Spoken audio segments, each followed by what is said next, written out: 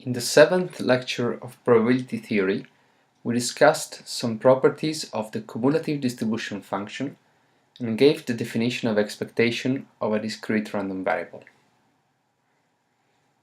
While discussing the properties of the cumulative distribution function, we showed how it can be used to compute the probabilities of the random variable whose value is less or greater than a given value.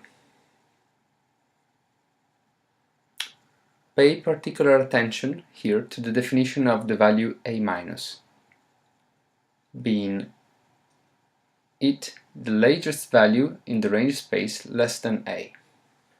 Note here that a is a dummy variable.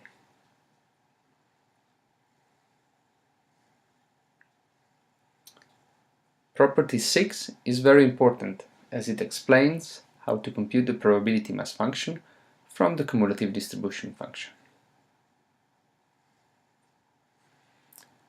We then gave the definition of expectation and explained why this can be seen as a weighted average where the weights are given by the probability mass function. We finally discussed how to define the expectation of a function of the random variable and gave a formula to compute it.